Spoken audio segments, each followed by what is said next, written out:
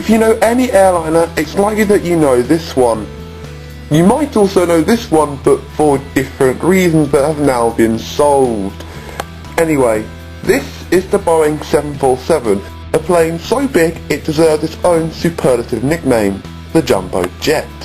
It's been around for many years and is an icon in aviation. Recently, Boeing brought out their latest variant, the Boeing 747-8.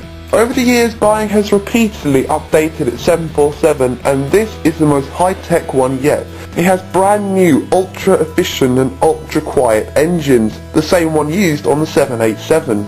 It also has a stretched fuselage. This is to help it compete against the A380, a plane so much bigger than the Jumbo it deserves its own superlative nickname, the Super Jumbo. It also has many other improvements that overall make this plane very efficient. So you might imagine that knowing the 747's reputation and knowing how well the past models have sold, that this one might be selling very well as well. Unfortunately, no. Only 50 passenger variants and 70 freighter variants have been sold. While this sounds like quite a lot, it really isn't this day and age. Let me take you to an airline called Emirates. This airline likes to order a lot of aircraft. To give you an example, they've ordered 140 A380s. Comparing this to the 120 747s on order, you can begin to see how few orders the 747 has. Now, while Emirates is a bit extreme when it comes to orders, it's not the only airline that's ordered the A380. It has 324 orders, which is over 2.5 times the amount of new Jumbos on order.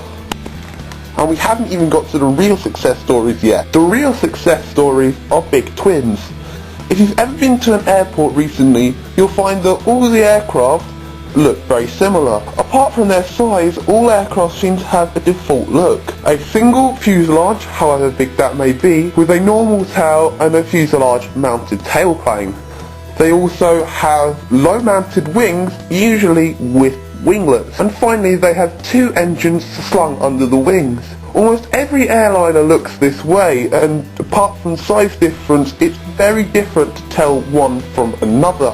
As far as many casual observers are concerned, the aircraft liveries are more different than the aircraft themselves. There is good reason behind this though. Big twins are much more efficient than big quads. To see why, we need to compare a big twin versus a exactly identical big quad. Luckily, Airbus has provided us with this, the A330 and the A340. Now, while the A340 is slightly different to the 330, we're going to ignore these for the time being and just look at them as a direct comparison, as if they were identical apart from the engine numbers. A twin jet is cheaper to buy in the first place, as you only need to pay for 2 engines rather than 4, albeit they are bigger ones. And because you only need to maintain 2 engines, the maintenance costs are also down. The twin jet is also more fuel efficient because the 2 engines are more efficient than the 4 engines, and the 2 engines cause less drag than having 4 engines, and the 2 engines have less weight. Put all this together and it doesn't take a genius to work out that twin jets are generally better. Plus, these days with the incredible safety amount, it's really unlikely that you're going to need more than 2 engines. Back to the order comparison. Now we're going to put in the Airbus A350. While this is quite a bit smaller than the 747, it is stealing some of its orders. It currently has 812 aircraft on order, which is nearly 7 times the amount as the Jumbo. Next, we're going to move on to the 787, and despite its fiery beginnings, which have now been solved, it is selling extremely well. You might be surprised to find that 787 are stealing Jumbo orders, but they are, because airlines can replace a single Jumbo with 2 787s. More frequency, which means air passengers are happier.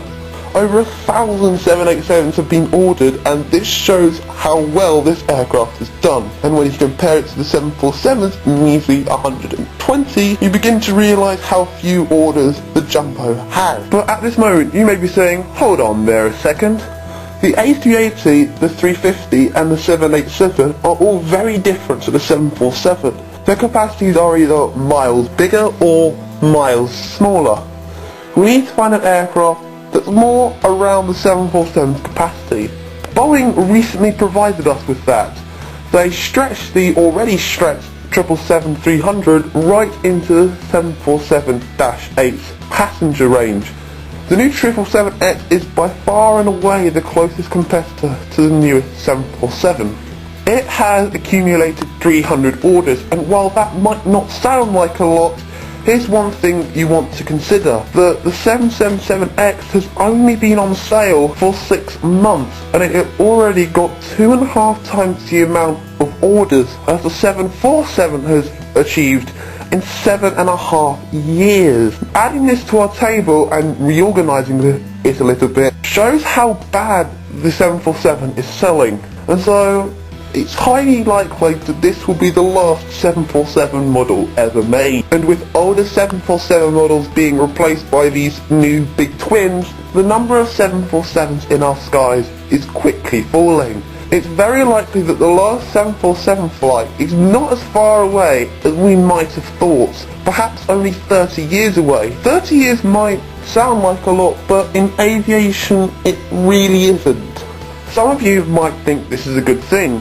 After all, with the new big twins come cheaper costs for the airlines and therefore cheaper airline tickets. However, for a lot of aviation fans, this will be a sad day. As I said before, the jumbo jet is one of aviation's biggest icons. The last time an icon stopped flying, in 2003, the outcry was substantial. While it's unlikely that jumbo will get the same outcry when it retires as Concorde did, it will be an extremely sad day for aviation.